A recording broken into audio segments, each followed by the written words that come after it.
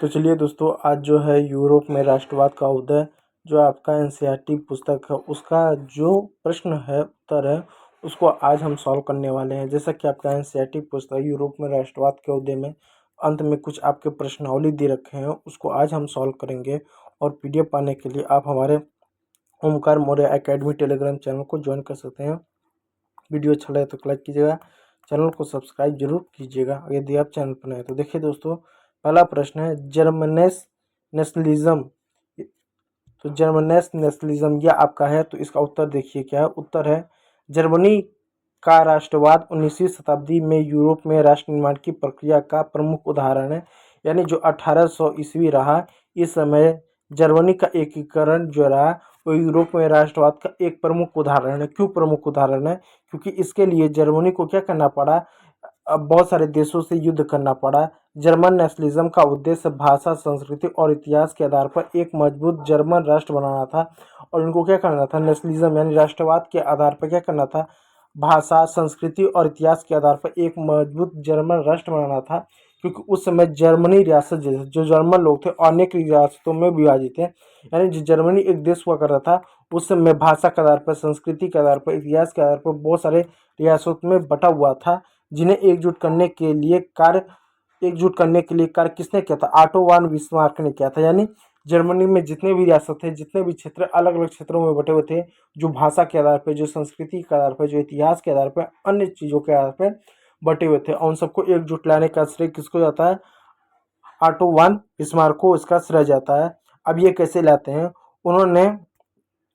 उन्होंने प्रशा के नेतृत्व में कई युद्ध लड़े, और उन्होंने प्रशा के नेतृत्व में, प्रशा एक देश है, उसके नेतृत्व में उन्होंने क्या किया, कई सारे उन्होंने युद्ध लड़े। जो युद्ध ऑस्ट्रिया, डेनमार्क और फ्रांस के खिलाफ युद्ध प्रमुख थे। यानी प्रशा के नेतृत्व में, प्रशा एक देश है, उसके नेतृत्व में उन्होंने कई सारे युद्ध लड़े, जिसमें ऑस्ट्रिया से युद्ध लड़े। देखिए ऑस्ट्रिया है, ऑस्ट्रिया है, डेनमार्क है, फ्रांस है, इनके खिलाफ बड़े पैमाने पर युद्ध लड़ा। और 1871 में फ्रांस को हराकर जर्मनी का एकीकरण किया गया।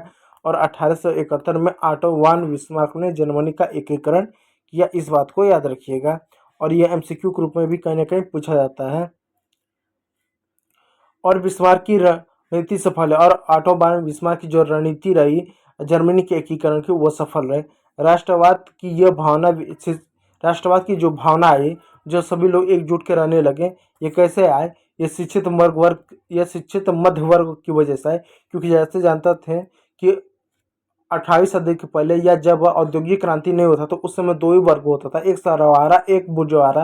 यानी एक अमीर वर्ग होता था, एक निम्न वर्ग होता था, मध्य वर्ग नहीं होता था। तो शिक्षित मध्य वर्ग उभरा, उसके साथ कुछ बुद्धिजीवियों का भी निर्माण हुआ।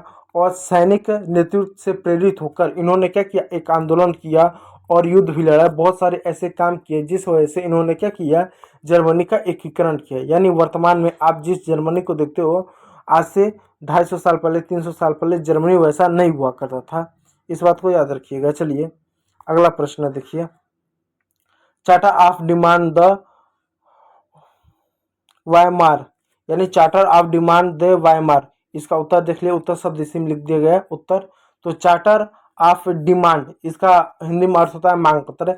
ये मांग पत्र क्या? देखिए 1848 की क्रांति के दौरान जर्मन उदारवादियों द्वारा फ्रैंकफर्ट संसद को प्रस्तुत किया गया। यानी उनका फ्रैंकफर्ट एक संसद होता था, उसमें क्या मांग पत्र प्रस्तुत किया गया था, जिसमें कुछ अधिकारों की मांग की गए थे। कैसे अधिकार थे? जिसमें सामाजिक अधिकार थे, दिलाना था, जैसे कि प्रेस की स्वतंत्रता, न्याय का समान अधिकार, कर व्यवस्था, यानी सबको टैक्स देना चाहिए। जो निम्न वर्ग है, जो गरीब वर्ग है, उनको टैक्स से छुटकारा दिया जाए। समांतर और लोकतांत्रिक प्रतिनिधि, इस तरह के मांग पत्र में अधिकार शामिल थे। उसके बाद देखिए क्या होता है, ये मांगे तत्कालीन राजशाही और सामंती व्यवस्था के विरोध थे। और उस समय जब ये मांग पत्र प्रस्तुत किया गया था तो उस समय राजाओं महाराजाओं के शासन था, उस समय सामंती व्यवस्था था। और जो मांग किया गया था वो कहीं ना कहीं सामंती व्यवस्था के विरुद्ध था। क्योंकि सामंती व्यवस्था जहाँ पर थी वहाँ पर कुछ वर्ग को टैक्स देना पड़ता था, कुछ वर्ग को टैक्स नहीं देना था, समान अधिकार नहीं था, कानून व्यवस्था नहीं था, इस तरह की चीज़ें नहीं थी। और कहीं ना कहीं इन्हीं सभी चीज़ों की मांग की गई थी।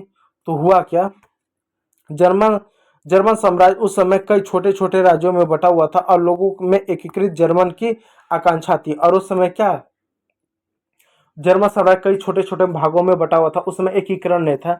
इस चार्टर में उन बुनियादी अधिकारों की मांग की गई थी जो आधुनिक राष्ट्र राज्य में नागरिकों को मिलने चाहिए। और इस तरह के बुनियादी क्या थे, अधिकार की मांग की गई थी, जो कि उस समय जर्मन एक राष्ट्र नहीं हुआ था। और उन बुनियादी अधिकारों की मांग की गई थी। जब आगे चलकर जब जर्मनी का जब एकीकरण हुआ तो सारे अधिकार क्या जर्मन नागरिकों को दिए गए। इस बात को याद रखिएगा। हालांकि यह प्रयास असफल है।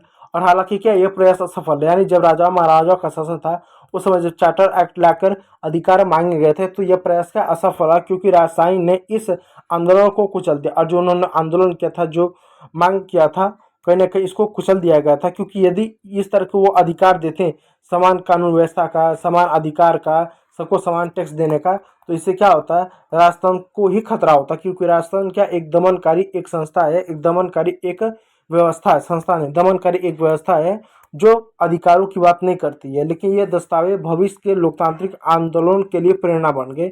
लेकिन ये जो दस्तावेज थे जिसमें अधिकारों की मांग की गई, वो भविष्य में आंदोलन के लिए एक प्रेरणा का एक दस्तावेज बन गया। आगे जो जितनी भी क्रांतियां हुई, कहीं ना कहीं इसने बहुत बड़ी भूमिका निभाई। इससे लोगों को अधिकार और राष्ट्र निर्माण के लिए संघर्ष करना सिखाया। और इसने क्या लोगों के लिए अधिकार और राष्ट्र निर्माण का संघर्ष करना सिखाया। तो ये दो प्रश्न आपके लिए बहुत ज़्यादा इंपॉर्टेंट है। आगे भी और ज़्यादा प्रश्न है, उन प्रश्नों को अगले वीडियो में हम इसको सॉल्व करेंगे। वीडियो यदि अच्छा लगा तो लाइक कीजिएगा, वीडियो को अच्छा लगा तो लाइक कीजिएगा, चैनल को सब्सक्राइब कीजिएगा। वीडियो देखने के लिए बहुत बहुत धन्यवाद।